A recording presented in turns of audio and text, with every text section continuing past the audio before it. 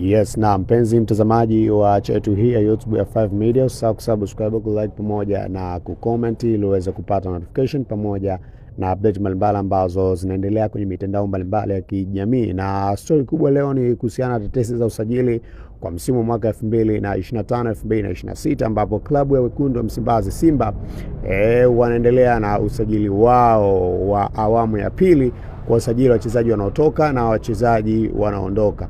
Ikumbuke mwanzo wa msimu wa mwaka 2025-2026 tuliweza kuona kwamba kikao cha bodi ya wakurugenzi kikipokea ripoti ya Fadlu Davis ambaye alikuwa ni kocha mkuu wa klabu ya Simba.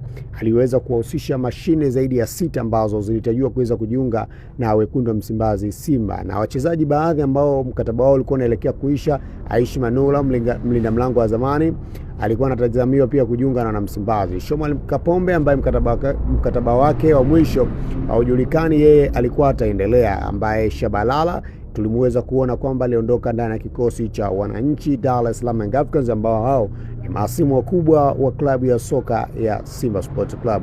Fundi Fabrice Ngoma mkataba wake ulikuwa mwisho wa safari.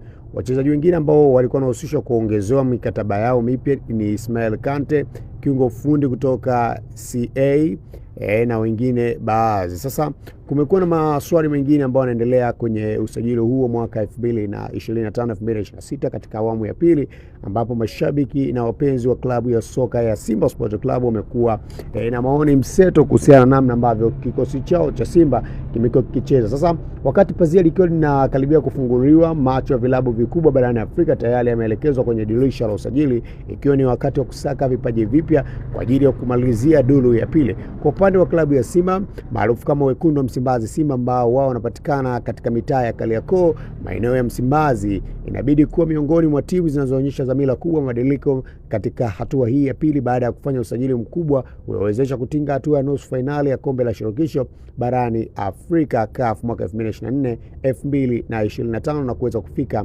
hatua ya finali, pamoja na kushika nafasi ya pili kwenye msimamo wa ligi kuu NBC, tofauti ya pointi moja tu na nyuma ya watani zao wa jadi Dar es Salaam Young Africans ambao na wao wanapatikana mitaa ya Kariakoo, ambao wote kwa pamoja wanatokea sehemu moja, lakini kinachotofautisha ni maeneo moja Msimbazi, mwingine mtaa wa Jangwani.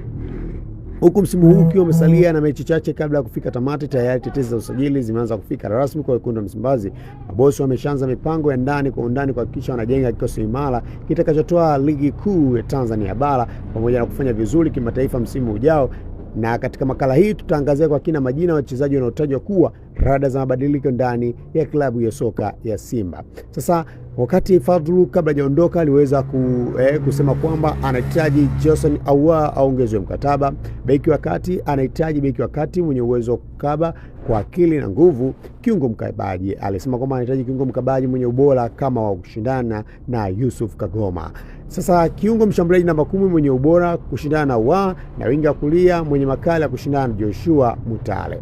Mshambuliaji wa kati mwenye ujuzi wa kufunga kama Steven Mkwala na Leon Anteba. Sababu kubwa ya kutaka mshambuliaji mwingine ni kutokana na taarifa kwamba huenda Mkwala anaweza kuondoka baada ya kupata ofa za maana inaweza kuipa timu hiyo fedha nzuri kutoka klabu moja ya Afrika Kaskazini ambayo hata hivyo haijafahamika. Kwa hiyo kumekuwa na uhusiano mkubwa kati ya wachezaji pamoja na benchi la ufundi, baadhi ya wachezaji ambao wanahusishwa kuweza kuondoka ndani ya klabu ya soka ya Simba Sports Club. Hata hivyo, kwa upande mwingine wa viongozi wa klabu ya Simba Sports Club kupitia kwa msemaji wa klabu hiyo ambaye anafahamika kwa jina la msemaji wa klabu ya Simba ambaye anafahamika kwa